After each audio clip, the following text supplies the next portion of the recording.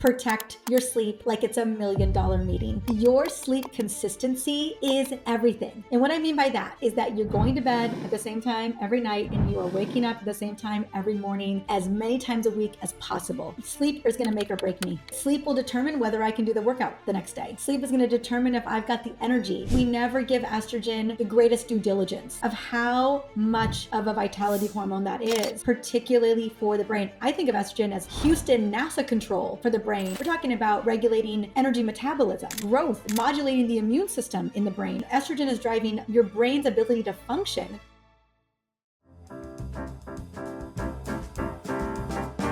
All right, Dr. Mariza, I'm gonna start by asking something that people probably don't ask you, especially in the very beginning. But I think it's always valuable to sort of question our own things and other stuff. So my question is there a moment in your health journey that made you question everything that you thought you knew? Because for me, that was menopause. That was menopause. And I thought I was like in the know and then had to go back and get a PhD. But I think especially when you've been in this world for a long time, there's things that we took as true. And then we're like, wait a minute, that's not true at all. Yeah. I mean, I had a front row seat to perimenopause because of my mom. I was started in practice in 2008, 2009, and she was really in the thick of it in 2010. And I had a full practice of midlife women, but my mom, man, I was like, oh. And then I remember thinking, oh God, is this going to happen to me? So then I have a baby at 41. I'm in 2 years postpartum. Like I'm still breastfeeding him. And I have 5 months where I am feeling on top of the world. I am kicking butt and taking names, and I decide to level up. And I know better, but I do anyway. I start to get in. I hire a trainer to really kick my butt. I just start to like up level all the levers in my health, and I come crashing and burning within 3 months' time. And initially, I didn't know what was happening. I thought, again, I had been in this postpartum haze and new motherhood haze, and I'm 43. Like, do the math, and I thought it was my thyroid because I have Hashimoto's thyroiditis. I thought my thyroid was acting up, like I had triggered a Hashimoto's flare, and I thought my cortisol was deregulated. I mean, I thought all these things. So I'm running all the labs, and it's not. Yes, there's some of these things are happening, but it's not adding up. And I'm like, what is it? What's going on with me? And it was perimenopause. It was perimenopause. I was like, how did I not know? Yeah. Oh my God. It was a defining moment where I'm like, I know, like logically, I know. I see it all the time. And yet when it was happening to me, I was like, it can't be that. Like, let me look over here and let me look over there. And I was like, it was after 3 months of rage, literally 7 days prior to my period, because I track my cycle, I track all the things. And I was like, oh, I can't, there's nothing else to explain away this. Like this is 100% perimenopause, and I am in it. I am in it.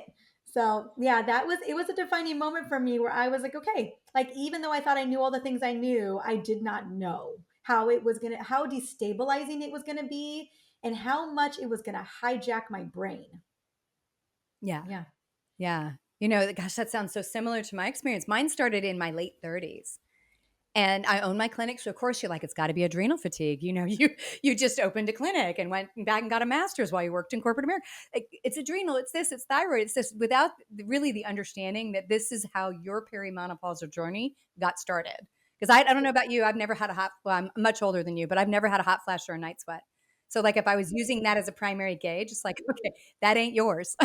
Exactly. Well, I think that was a lot of, I remember I obviously learned over time that perimenopause was so many symptoms. And we know, I feel like Dr. Louise Newsom out of the UK, who has a huge database of perimenopause and menopause women, she has a database of over 500,000 women. And she's collecting this data because, let's be honest, the clinical research isn't there. Like we don't really, so we have to take it upon ourselves to really be looking at this from a clinical lens. And luckily she's able to collect all this information from her Balance app.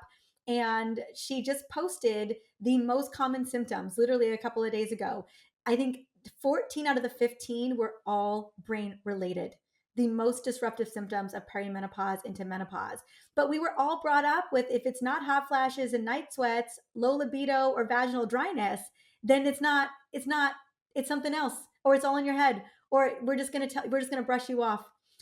And that was what so many women were dealing with, was this brush off. Still to this day, there's this brush off. And I am never surprised when someone comes to me for the first time about perimenopause and it's brain driven. They're like, I am blowing up at my family. I don't remember why I walked in the room anymore. I'm low resourced. I am overstimulated.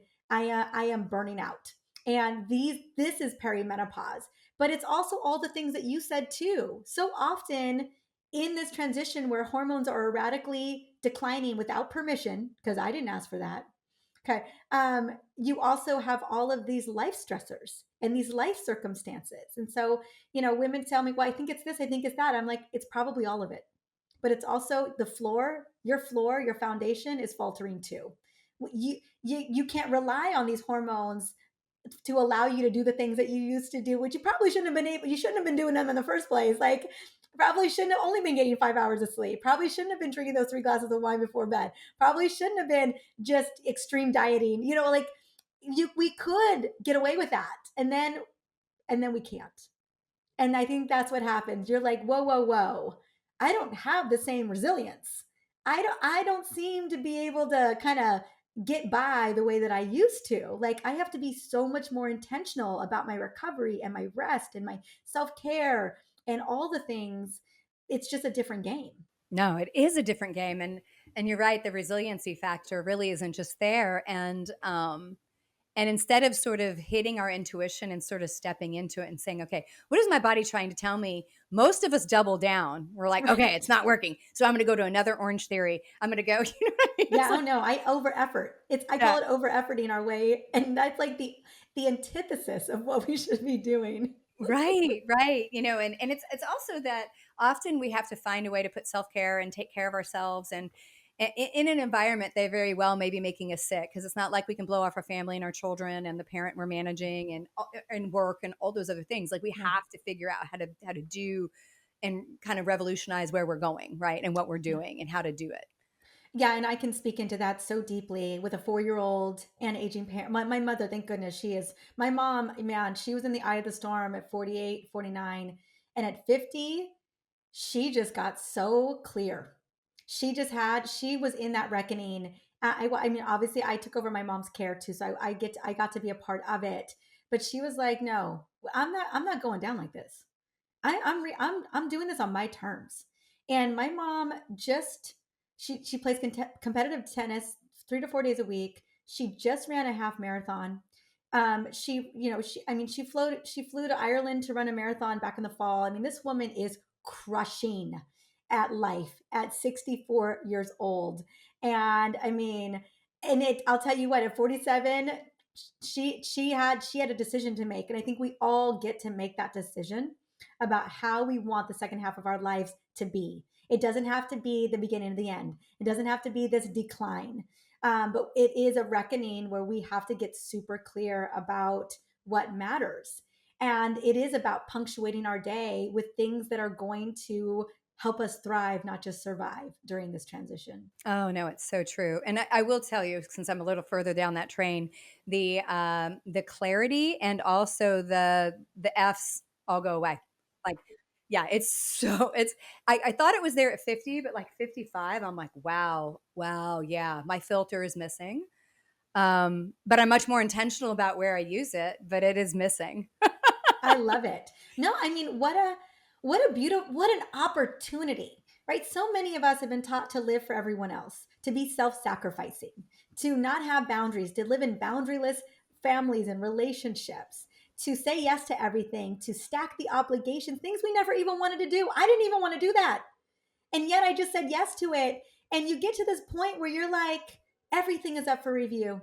Everything. My marriage is up for review. My relationships, what I have said yes to that I only meant to say no to, my boundaries, all of it, my health, everything is up for review. How I tend to myself, how I prioritize myself, what I care about, what's a full body no, what's a full body yes. I mean, there's so much freedom in just in learning about who you truly are and deciding what actually matters. Yeah. Yeah, I mean that's why I do what I do. It's really I love seeing women get better. We do hormone replacement across the US, but the real reason is I think we actually hold the power. We just don't know it in this time period of life because everything is so disruptive that we actually often, if we don't step into that and start making those decisions, we feel like we're, an alien in our own body. And I'm like, no, no, no, it's all these things pressing forward that are saying step into your next season and make it your own, you know? And it's so, Absolutely. so important. So, I so I I mean, I haven't loved all the signals and symptoms. They haven't been my favorite. I'm not going to pretend. no. But I'm listening very very acutely, very keenly, because I want one. I'm so blessed to have a mom who is, man, like looking good. What did my son say? That's what's so beautiful about the honesty of young children. What did my son, because my mother was over this weekend and we all went to the aquarium and we were running around and playing, and my son said, "Are you two sisters?" Now you have to understand, I've heard this in my entire life. Yeah. My entire life, strangers at the grocery store, at the restaurants, like, "Oh my God, are you guys sisters?" And my mom loves it. Oh, she relishes it. But to have her only grandbaby look at us point blank in the kitchen and say, "Are you guys sisters?" My Mhm. mom, oh my God, I don't know if anyone had made her day like my little man made her day, and he was not scripted, let me tell you. Yeah, I'm sure, And you so she know? is in a lot of ways, she's my North Star. I'm so deeply, it's so fun to get so deeply inspired by her to get to see how she's living her life. Because to give you an example, so um, 64 years old. She's got a 4-year-old grandson. She can pick him up off the floor. She can throw him up in the air. She can play with him. She can do all the things. She can be on the floor with him, right? One of my best friends has a little boy who's 1 year younger, and the boys are besties. But her mama is a year younger than my mama, and she can't get on the floor. Mm, She can't get her little grandson off the floor. She can't pick him up. She honestly doesn't feel safe watching him if somebody else isn't in the house, because she doesn't have the capacity. So the lived experience that my mom is having and my best friend's mom is having with their grandbabies, their boys that are literally almost the same age, is vastly different. And the life that they're living are vastly different. My mom can travel easily, independently, no problem. She can get in and out of cars. She could shot put out of a car. Okay. yeah, Like that, very different. My mom doesn't need help doing anything. Like, yeah, she's got freedom and autonomy and agency. And I know that I'm at a fork in the road right now, and I am choosing that direction. That's what I'm choosing, because I think a lot of women think that frailty and chronic disease is happening in the 70s and the 80s. No, we're talking late 50s, we're talking early 60s. That's yeah. when I start to see the major shift. And that's not that far down the road for both you and me, and so that defining moment is right now, when the body is saying, "Hey, listen to me right now." Like, I know you don't feel it, but you're already losing bone. I Hmm. know you don't feel it, but Yeah, muscle is declining. Your workout recovery, have you noticed that? You don't have the same power that you used to have. You're not recovering the way that you used to. That little bit of belly fat, that's insulin resistance happening under the scenes. That hypertension, silent. We just don't feel these changes. And yet we're ignoring the overt signs too. yeah. That we're just told that, oh, well, this is just how it is, or this is just chaos, this is just perimenopause. What if these signs are something more? Right? They're a signal to come into yourself and to listen to what the changes that you need to make to future proof your health for your 60s, your 70s, your 80s, your 90s. Oh yeah. I mean, it's people don't realize dementia, that's a midlife disease. That's a 40 something disease, not 70, 40, 40. That stuff, all of those things start in our 40s and 50s, and it's much harder to gain it back than it is to maintain it. And I know for me, my mindset, just like anybody, I grew up in the 80s. So it was, I worried about body composition. What did I look like in the mirror? And, there's a whole bunch of my life, just like most women, that's probably like you're picking apart yourself in the mirror, the things you don't like. And I look in the mirror now, and don't get me wrong, there's a lot of parts that if I wanted to sit there and pick apart, yes, my butt's, flabbier, or I have a little bit of cellulite or whatever that is. But instead, I'm like, dude, I'm strong. I can hike with the best of them. I can ride my bike faster than half the men out there. Like, there's all these things that I look at, and this is all sort of like my assisted living and nursing home avoidance plan longer away from now, because the inability in all of that starts now. And it really is that transition. And I think we like to put our head in the sand and just worry about what's right in front of us. But I mean, your friend's grandmother, or I mean, the mother, like she's having a less rich experience with probably the most cherished individuals in her life. It breaks my That's heart. Yeah. And I think about, you and I both know that, women spend 25% more of our lives in debilitating health than men. That is that time, you know, and there's so much that we can do today. I call it because I think about mitigating my symptoms now and feeling strong now and being a strong mama now. Right? mhm. I'm not trying to get skinny and small and teeny. I'm trying to get strong. I'm building for my grandma self, my future grandma Mhm. self. And let me tell you, she's a long ways away if I have a 4-year-old at 45 years old. Let me tell you. I Yeah. want to be the favorite grandma because I want to be the grandma that can do stuff, who can keep up. And I call it double dipping because I know a lot of the things that I'm doing today that I'm consistent with today are helping to mitigate some of the symptoms that I'm dealing with right now. But I also know that those same strategies, those same habits that I'm consistently implementing now are double dipping for 30, 40 years down the line. That's what I'm always thinking about. I know it's not very motivating to think, oh, I'm trying to avoid being one in two women with an osteoporotic fracture. I'm trying to avoid being one in four women who end up in a care facility later in life. That doesn't feel so motivating when that is 40, 30 years out. But what is motivating now is that I want to wake up energized. I want to have energy in the tank at 4 o'clock in the afternoon because my second shift starts. That's when my nanny leaves. 4 o'clock is I'm on. I'm on, and it's Kingston time, and I want to feel resilient every day. I want my brain to work the way that I'm used to it working. And so I always think about the things that I'm doing every day, not only helping me now, even on my hard days, but that it's compounding interest for my health down the road. Yeah. No, you're absolutely right. You're absolutely right. And so, you mentioned this earlier, that a lot of your symptoms were kind of brain symptoms. And I think a lot of women think it's their stress and other stuff. The stats show depression, anxiety, all of those things are part of it.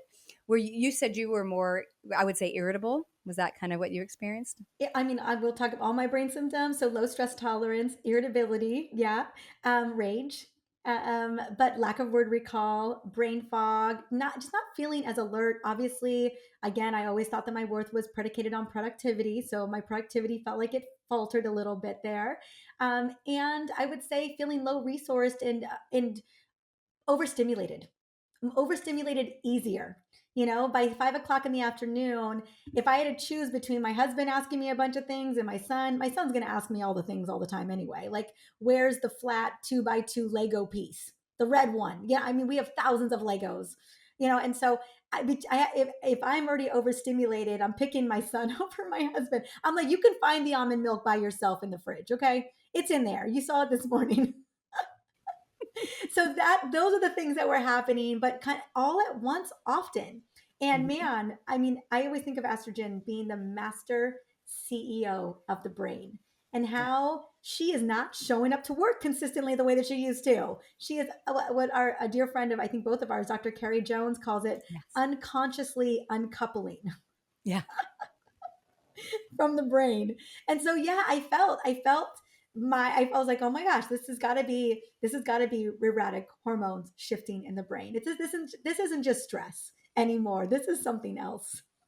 Well, and I'm kind of glad you said that about estrogen, because I know in the functional medicine community, we're both in that community, been there for 20 years, that a lot of people go, "Oh, it's progesterone." I'm like, "Oh, no, no, no, no, no, no, no, no. Estrogen plays a role." Because yeah, definitely had sleep problems and things like that. But I can tell you now, because I experiment, because I love using myself as an experiment, and I'll, let's say, stop taking hormones for a week or so, and it's like reverse roid rage. I was in the car with my husband. I grabbed the handle because somebody did something on the road. And he goes, "What are you doing?" And I was on my way out. And anybody that knows me, I have the longest runway for stress. He's like, What is going on with you?" Because I'm like getting ready to roll down the window. And he's like, "Okay, you need to go back on your hormones. You're out of control." Because I had immediately was I was ready to go after somebody, which I would never do ever No, prior. you're like, this isn't me. Oh no, my staff will tell you. I have people that work for me for 16 years and they'll say, I've only really seen you probably angry 3 times. And it wasn't really easy to tell, but I could kind of tell. And I'm like, now I'm ready to like go whoop somebody's butt Hmm. if I don't take Hmm. my hormones. So I think women don't realize that that short fuse is part of that. And it's not just progesterone, that it's estrogen on the bungee cord. Absolutely. No, I just want to highlight that. And it's testosterone too. I feel like a decline in Yeah. testosterone is affecting our confidence, our Mhm. motivation, the kind of the driver self of us, right? I find so many women will tell me, and I think it's estrogen as well, but like I feel flat. I Yep. just feel flat. Libido been gone, but Oh yeah. now I just don't even feel motivated to do. I can't even get into the gym, let Yeah. alone do the workout. I'm just having a hard time getting there. Right. And but if I had what I've been most amazed by, and because I think we never give estrogen the greatest due diligence of Mhm. how much of a vitality hormone that is, particularly for the brain. I think of estrogen as fertilizer for the brain, as like Houston NASA control for the brain. I mean, we're talking about regulating energy metabolism, growth, neuron, modulating the immune system in the brain. I mean, everything. This is driving, estrogen is driving your brain's ability to function. And so as it becomes, I always joke that it's like, if estrogen's your CEO and consistently your CEO works from 9 to 6 o'clock every single day, shows up rhythmically every day, is showing up for work, and then all of a sudden she doesn't arrive until 11 a.m. and then she leaves at 2, and then she comes back at 11, but then she doesn't come back the next day, and then she stays, and then she stays for 10 hours, and just like, what, the brain's like, what is going on? Mhm. What is happening here? And I always, I guess, given the the clinical profile of so many women I've seen in midlife, and now knowing how mission critical estrogen is for the brain, I'm like, are we surprised that perimenopause is a neuroendocrine transition? Like, more than anything, Yeah. the brain is massively remodeling. So it's no wonder we are shifting who we are. Our identity is shifting. The way that we operate in the world is shifting. That everything is up for review. I mean, when you've got a brain that is completely remodeling on itself, and again, if we're not proactive about that level of remodel, like, you think Mhm. about, if you just let people come in and start to remodel your house without any, you having feedback or giving say or staying on top of the project, how do you think that remodel is going to go? Yeah. Not Uh-uh. good. Let me tell you, not good. You No. better be there every day checking on that remodel, right? Making sure that that vision is being imagined the way that you envisioned it. Same thing with your brain is massively remodeling in that perimenopause into menopause, during even into early menopause. And if we're just like a hands-off approach, like, just let it happen to me, i'm th- we know that 67% of cognitive decline, dementia, and Alzheimer patients are women. And the turning point for so many of us, as you mentioned earlier, is this transition, is this early midlife transition. And if the brain is saying, hey, I can't remember why we went in this room, or I am struggling over here with the ability to go to sleep, the wired and tiredness, like, I would say that that would be the moment that we say, maybe I need to take a step back and think about how I can proactively protect my brain during this massive transition. Yeah, no, I agree. And I'd love to get your opinion on this because, this was so hormone metabolism and its interaction in the body, particularly with the gut, was all of my PhD research. But, we also, I think, sometimes in functional medicine do a disservice because we'll grab a particular thing. Estrogen dominance is where I'm going. And we will drag that horse, beat it. And the reality is a lot of women, I think, are told, oh, you're in perimenopause, you're in an estrogen dominant state. And you may very well be for a short period of time or for a period of time. But then the effects of it, bungee jumping, because I like to talk about it's on a bungee cord every day, just doing what it wants to do. And then it cliff dives Yeah, one day and you're like, good I luck. mean, yeah, you're just, again, doesn't show up for work, does show up for work, shows up way too long. Like, Yeah. it's so inconsistent. Yeah, but then you have women that are terrified of Yeah. estrogen Yeah. because they were estrogen dominant, right? I'm Yeah. estrogen dominant. I can't have it. And I've even met women that are in menopause. I can't do estrogen because I'm estrogen dominant. I'm like, sweetie, you probably have more receptors for it than somebody who never had decent estrogen levels. You're feeling it more profoundly. And I think as a community, we do a disservice because we don't have really good ways to identify that other than a circulating estrogen on a A urine lab. test or a blood test, Mhm. but we can't really tell you what those receptors are doing. But I think sometimes things get out in the community and they get overly emphasized. And I think for women, we pay the price because we carry around unknown fear around something that may or may not be true anymore. Absolutely. And I mean, I'm not going to pretend like I didn't have some symptoms of estrogen dominance, mostly more in my 30s than anything. And mind you, no one's operating, no hormone is operating in a silo. My liver needed support. I had, I started to see some blood glucose deregulation, and my gut could use a little bit of benefit. But that's when I really saw it, and I thought, oh my gosh! And I had so many patients presenting as it, and I probably went a little bit overboard in terms of my clinical recommendations around that. But as I started to watch those women continue to move through perimenopause and menopause, I honestly saw more estrogen depletion than I saw estrogen dominance. And even for myself, I'm playing with, to be fully transparent, we're playing with protocols, my hormone dosage and all of it around my migraines. I have a lot of chronic migraines in perimenopause. And I'm at a higher dosage right now, at 45, 46 years old. And I do present with some estrogen, unopposed estrogen symptoms in a little bit of that luteal phase.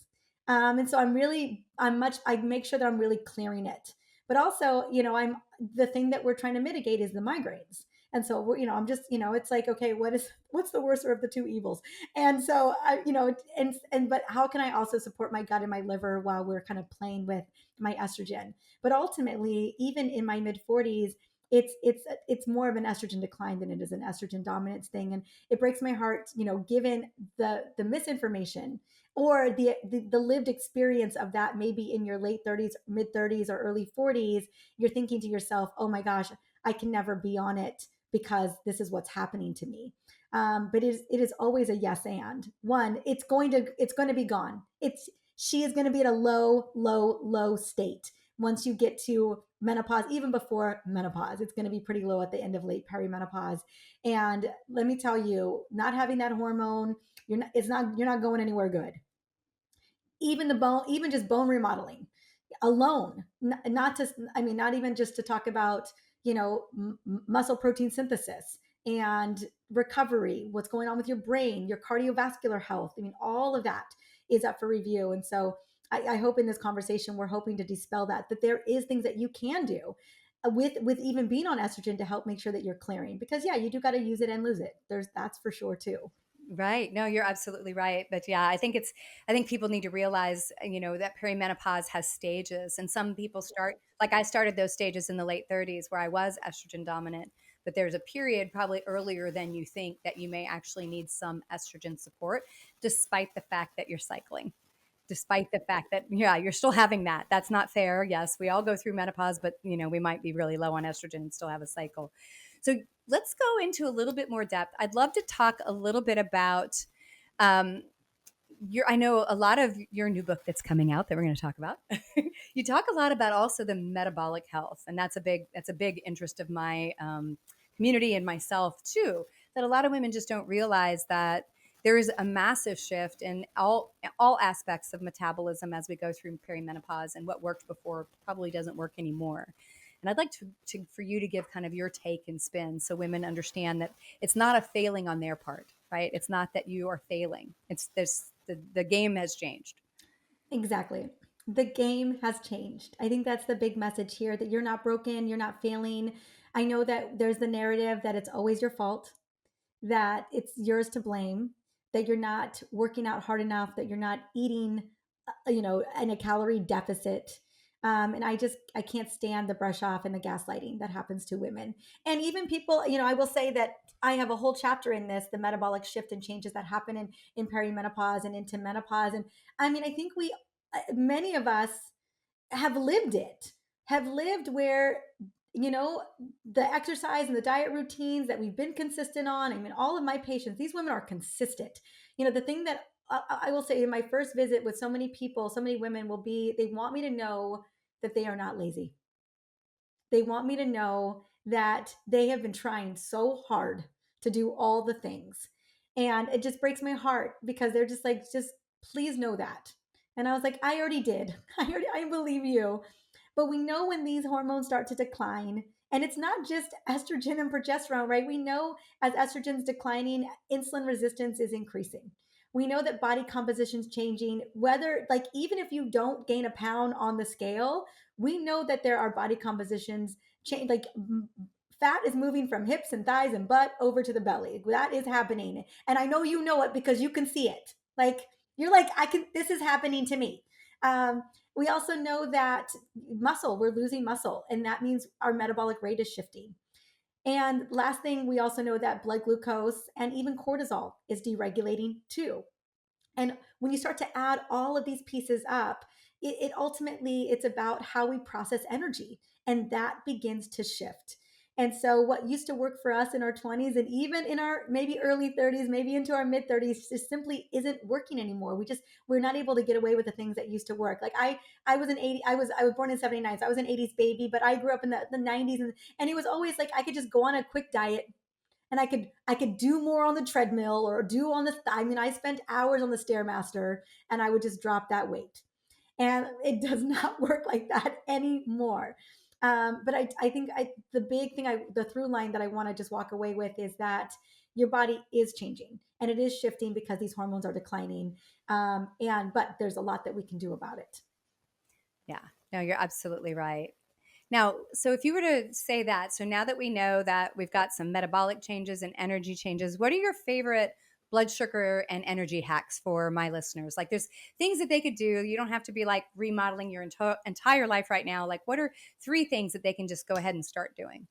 Absolutely. Number one, protect your sleep like it's $1 million meeting. That's probably the biggest thing. Like if you walk away from this conversation, it's that your sleep consistency is everything.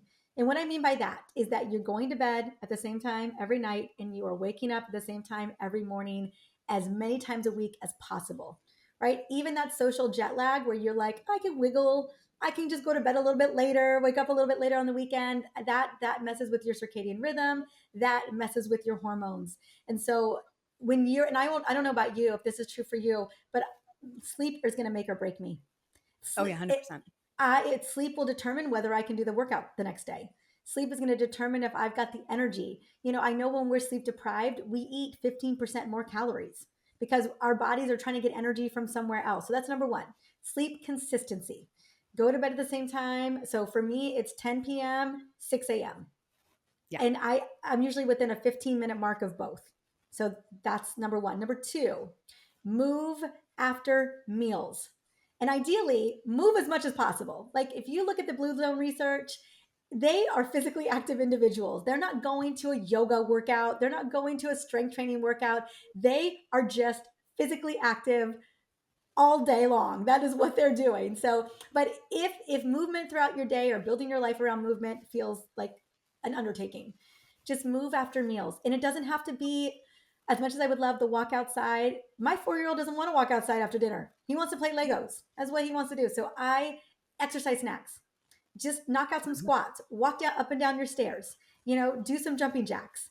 Do something to move so that you are helping to stabilize and get that blood sugar level, that postprandial blood sugar level back into range. Number 3 is eliminate added sugar and refined carbs for breakfast and snacks.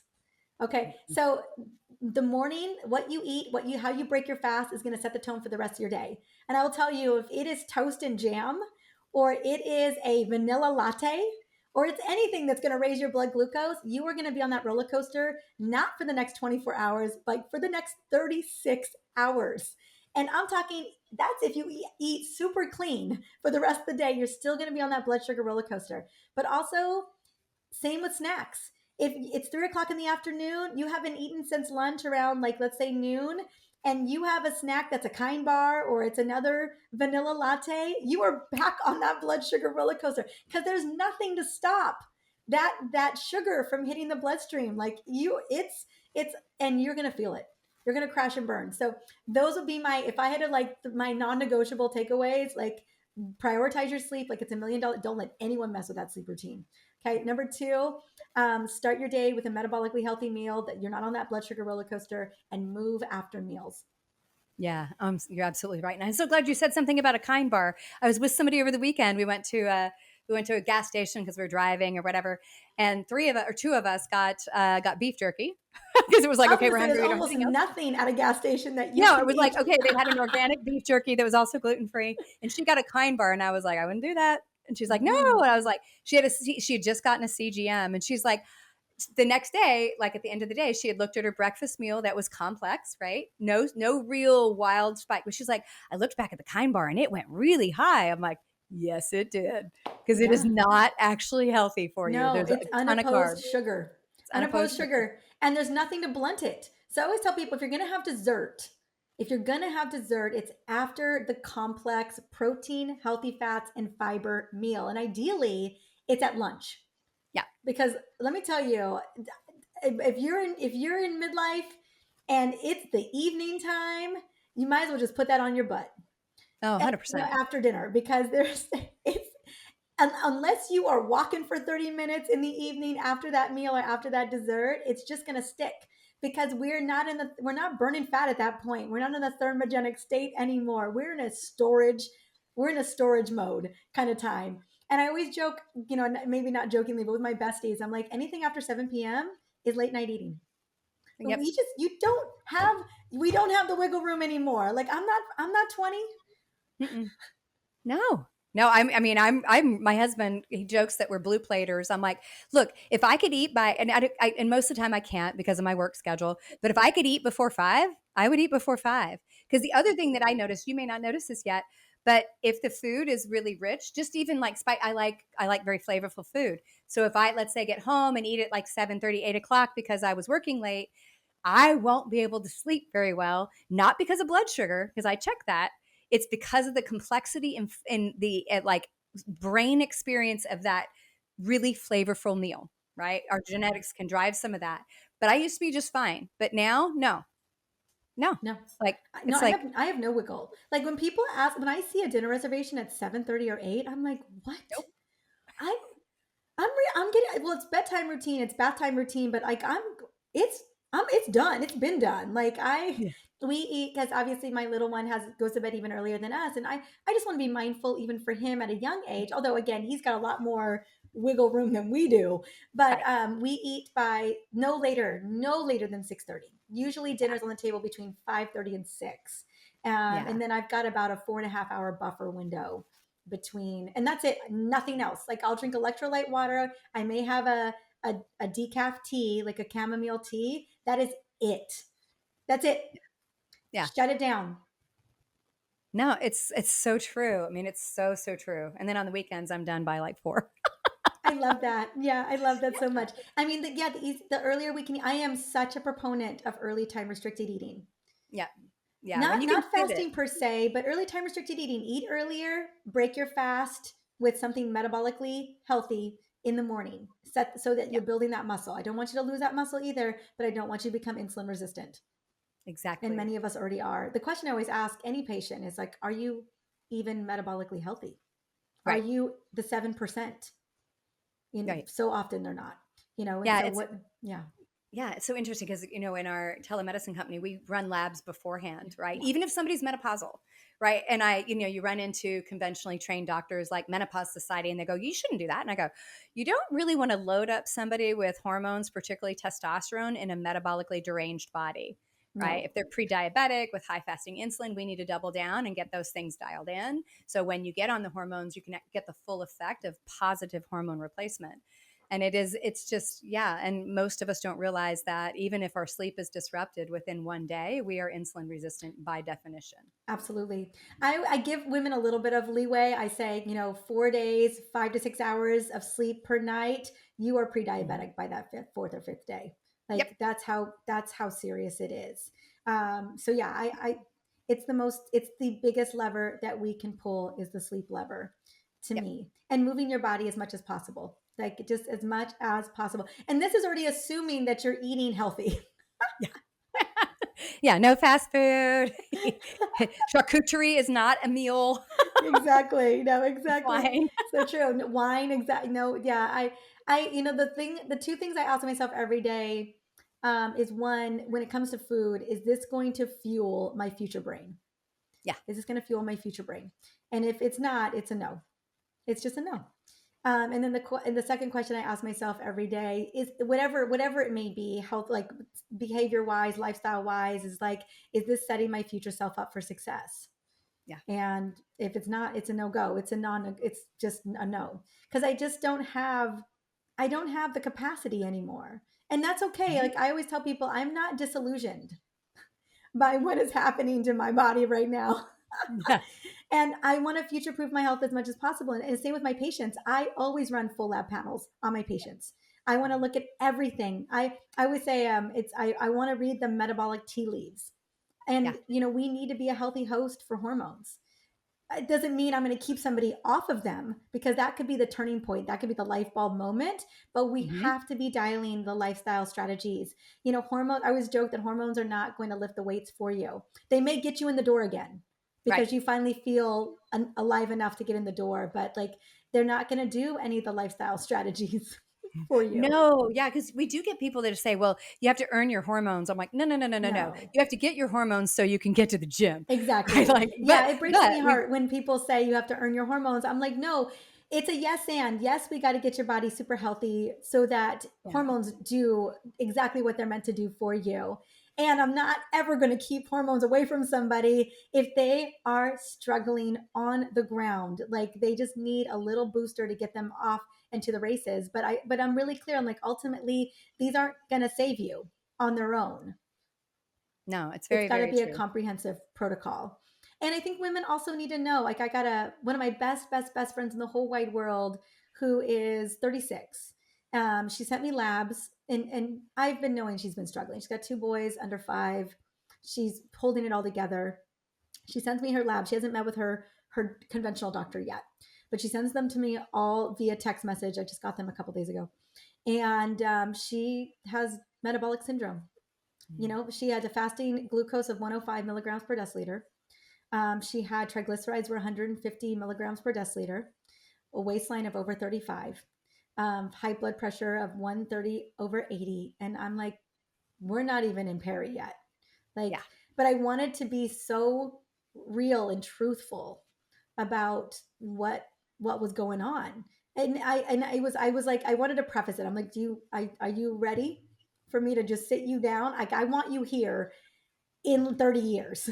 And I want you thriving Yeah. in I want you thriving in your 40s and your 50s. And right now you're not thriving now.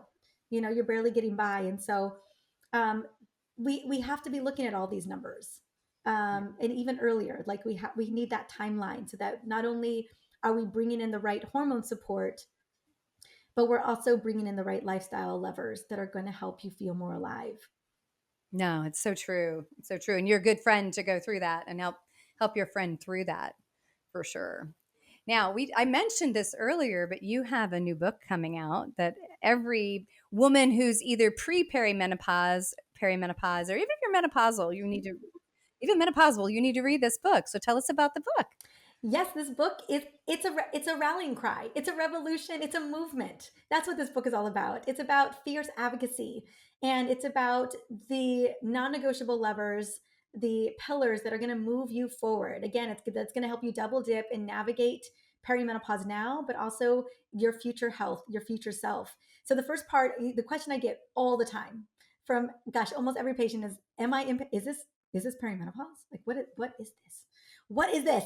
And so it walks you through, what it is and like really defining it, but also understanding it's a full body reorganization. It's a full body remodeling. And I think women need it so that way you don't feel like if you're getting gaslit, if you're being told, oh, that's, it's your stress, oh, it's your mom or whatever. And yes, those things can be true, and it's perimenopause.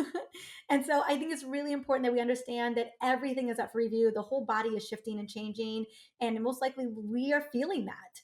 And then it's the pillars. Like it is, I double down on circadian rhythm optimization, on sleep, on blood glucose regulation, on becoming more insulin sensitive, on movement. There's workout videos, workout plans. It's, how to build this in. There's building community, protecting your peace in your brain, upping your mindset, like who you're becoming. How are you stepping into your future healthy self? And then there's a 5-week protocol as well. But it's the pillars that as we begin to adopt them. And every time I sat down to write this book, I thought about my early perimenopausal self, my 39-year-old self, my 38-year-old self, and I asked, like, what would she have needed? What did she need to know? How did she need to navigate this? What were the tools that she so desperately needed at that time? And that is how I wrote that book. So I just want you to know that I am still very much in it. I'm still very much living this journey. I saw a meme recently that was like, perimenopause is a 10-year transition. And they're like, that's not a transition. That is a career. I mean, it's a chunk, it's a massive chunk of your life. It's the messy middle. And the more that I can prep you up and set you up to win, like that is what I'm trying to do. I want women to thrive in this transition, not just survive in it. And that's what the perimenopause revolution is all about. Like nuts to bolts. Yeah, absolutely. And you're right. It is a career. Many of us have like an entire career in 10 years and we just like completely shift.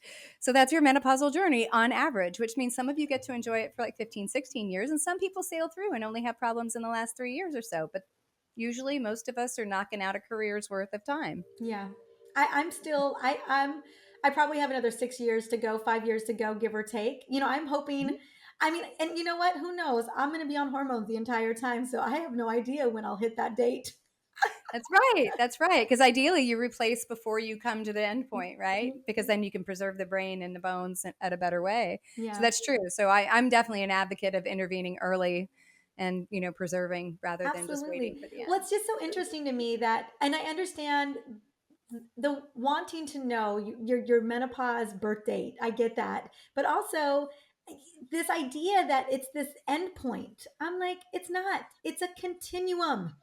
It's Yeah. gonna keep, the freight train's gonna keep on rolling, but without the hormones.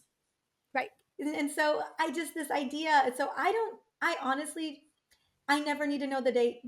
If it No. means that I am on these hormones that are keeping me going, like, so I will my follicular stimulating hormone is never going to get up to 50 or 35. Like, it's not going to happen.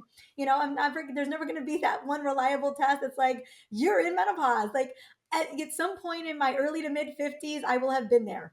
And I will just keep on going with the hormones and the lifestyle and the mindset so that I am living the best second half of my life. And that's what I want for every single woman. Yeah, yeah, we don't need a calendar date for the for the end of that experience. We just keep riding, yeah, because once you're in menopause, you're in menopause. That's it. There's That's there's it. nothing else, No, and it's unprecedented to live this many decades after it. So there's no reason. So the message, girls and ladies, is there's no reason to wait for that date. There's nothing special about it. There's no party at the end. no, there's no party at the end. And let me tell you, your hormones have been on in the declining level for quite some time. And you can feel that. And you don't deserve to feel that. There's no reason why you should ever have to wait until your hormones have bottomed out for you to get the support that you deserve. No, absolutely. Thank you so much for that statement. All right. So we will have a link in the show notes down below where you can get the Perimenopause Revolution. I think you have some toolkits and other stuff as benefits. So you guys get it from this link because you get some extra stuff and extra bennies. And we will definitely have that out there. And Mariza, I want to thank you so much for joining me and having this conversation on menopause mastery. And yeah, I wish you so much luck in everything with your book. I know you're like you're like an 8-time author, right? This will be number 9. Yeah. This is number 9, which is awesome. All right, that's a huge lift. That's a huge, huge lift to produce that many books. So this is awesome. Thank you so much. Thank you. Thank you. And thank you everybody for listening to Menopause Mastery or watching it on YouTube. And if you're on YouTube, don't forget to subscribe, like, and share a comment. And we will be back with you next week.